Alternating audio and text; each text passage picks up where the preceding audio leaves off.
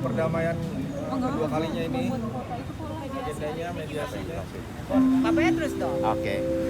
Jadi gini teman-teman, tadi mediasinya Pak Hakim Mediator ketika membuka dialog pertama, beliau bertanya kepada Pak Ari apakah ada perubahan sikap mengenai gugatan ini.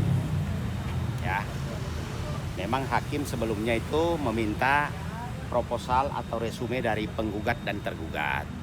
Kami sama-sama kuasa hukum sudah menyerahkan, tapi sebelum membahas proposal yang kami sampaikan, hakim bertanya kepada Pak Ari, apakah ada perubahan sikap mengenai gugatan ini.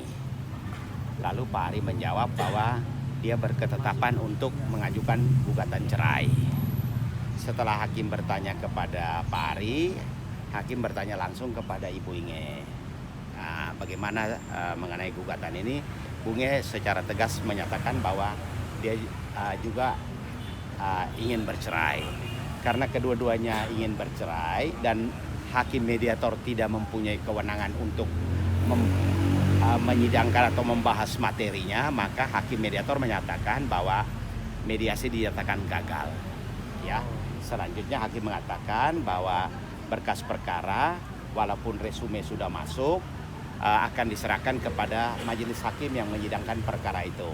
Kemudian penundaan sidangnya tadi panitera belum ketemu hakimnya untuk meminta penundaan kapan, tapi sebentar juga pasti hakim akan menentukan apakah minggu depan atau 2 minggu lagi untuk membahas materi gugatan. Karena dalam gugatan itu yang belakangan ini Pak Ari mengumumkan bahwa ada pihak ketiga, sampai tadi juga tidak pernah ada informasi itu, dan dalam gugatan pun masih tetap seperti itu, kecuali sidang berikutnya beliau akan merubah dalil gugatan gitu ya.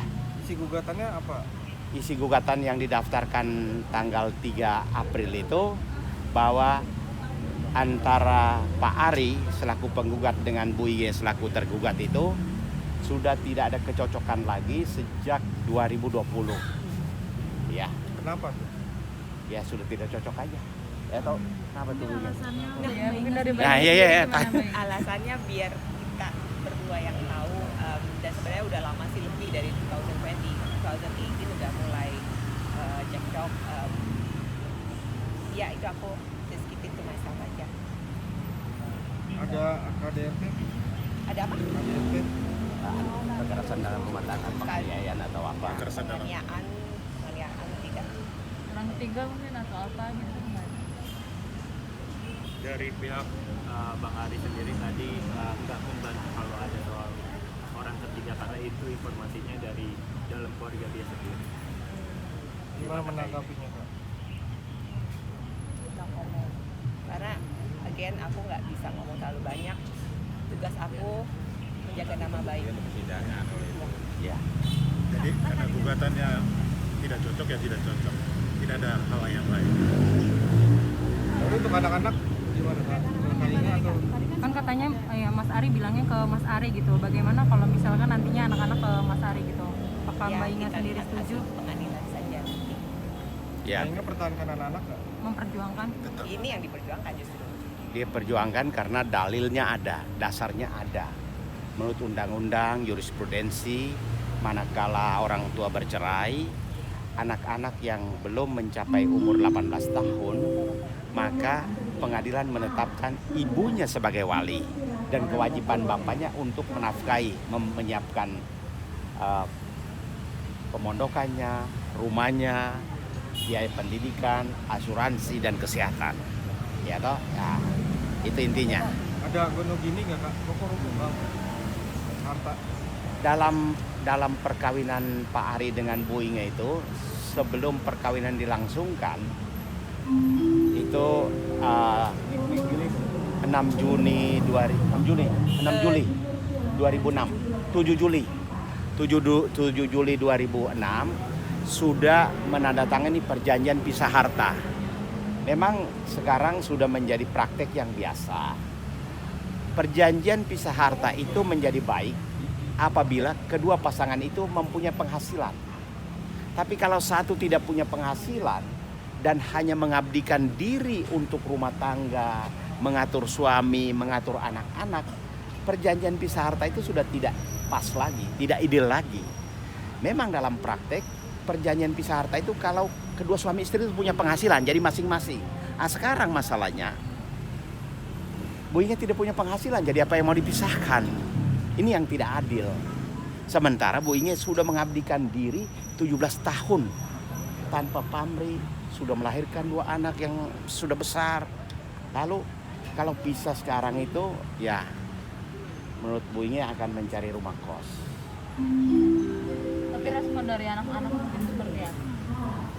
Anak-anak sudah kita omongin dan sudah bisa mengerti kok bahwa memang kita mau berpisah, mau mencari jalan masing-masing. Tapi tetap ya itu seperti aku bilang bahwa aku sama Ari mungkin sampai di sini as couple, tapi aku tetap berusaha menjadi parents yang terbaik buat mereka, buat kids semua.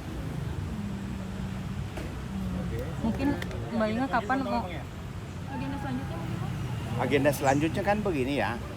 Kalau mediasi gagal itu kembali kepada majelis hakim, di mana hakim akan menetapkan hari persidangan dengan agenda pembacaan gugatan. Jadi kalau misalnya maaf nih, dalam gugatan itu yang selama ini kami terima dari pengadilan itu kan mengenai ketidakcocokan.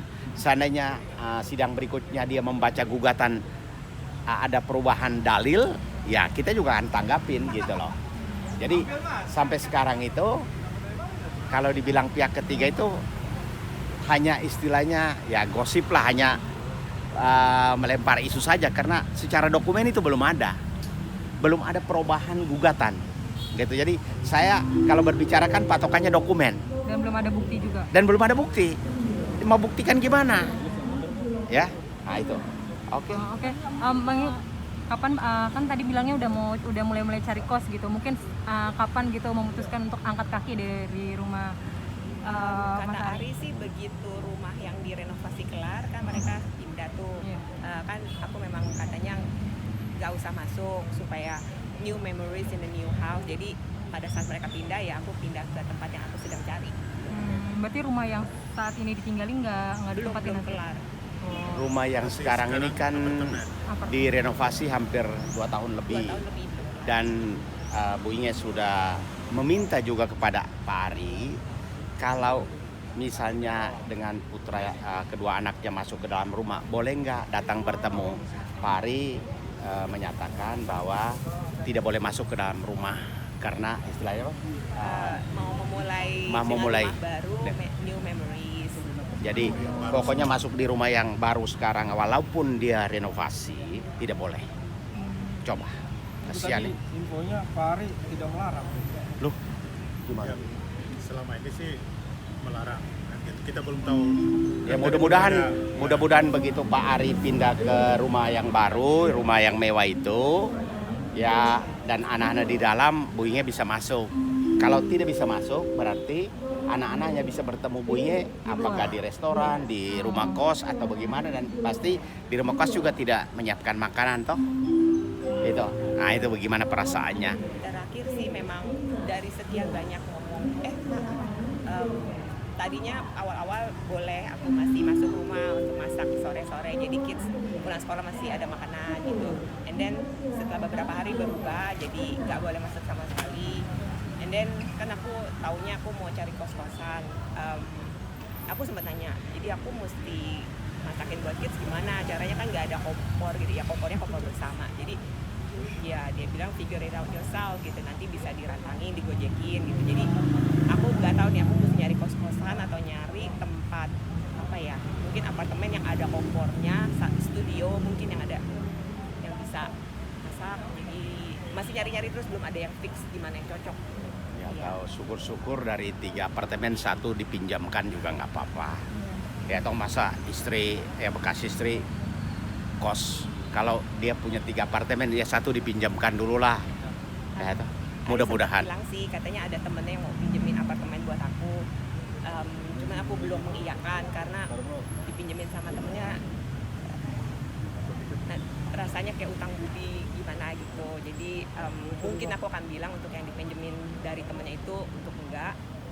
Dan ada satu apartemen dia yang lagi dua sih yang lagi disewain, jadi mungkin dia juga mau pinjemin itu buat aku, jadi belum pasti dipinjeminnya gimana, ya we'll see nanti. Berarti ada faktor kakak nggak kerja makanya diceraikan gitu. Hah, gimana? Enggak juga. Enggak. Ini dia murni untuk mengabdi kepada suami dan anak-anak. Itu kesepakatan sehingga Bu Inge tidak Dulu kerja. maaf ya, dulu Bu Inge itu pekerjaannya kerja. bagus karena dengan latar belakang pendidikan ya S1 di Kanada, S2 Di untuk Australia. pendidikan anak usia dini di Australia. Dan kembali dari sana sudah bekerja. Begitu maaf ya, hamil dan melahirkan, memutuskan meninggalkan pekerjaan. Untuk anak-anak. Ya, coba. Tapi semakin anak-anak membesar kan aku sudah mulai bekerja, meskipun penghasilannya cuma ya segitu-gitu aja kan. Aku sebagai kayak sport enthusiast, fitness influencer, coaching memang penghasilannya kan nggak banyak, tapi ya aku masih bisa nabung lah dikit-dikit. Cuman yang waktu itu aku pengen kasih tahu, aku sempat diwawancara sama teman-teman, aku bilang aku nggak punya tabungan untuk bayar Pak Petrus gitu. Ya karena tabungan aku kan juga nggak segede-gede itu amat untuk membayar lawyer. Aku sempat nanya-nanya soalnya ada yang 1 juta, ada yang 60 juta, ada yang 50 juta like. Oh. Ya jadi Tapi kita aku tulus bekerja membantu. tapi ya bekerjanya ya nggak penghasilan besar gitu loh. Jadi cukup untuk aku misalnya pingin jalan-jalan sama temen, aku pakai uang tabungan aku itu dari kerja as a coach itu gitu.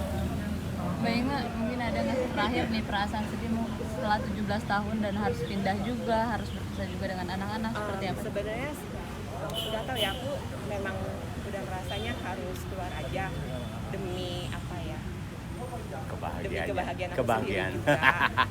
Iya, jadi kan anak-anak sudah lebih besar dan kan tujuannya juga udah dipikirkan bahwa kita tetap jadi good parents untuk anak-anak. Ya kita nggak bisa bersama lagi aja, aku dan Ari, tapi tetap bisa jadi good parents. Bisa kok, pasti bisa. Oke, terima kasih ya. Cabut ya.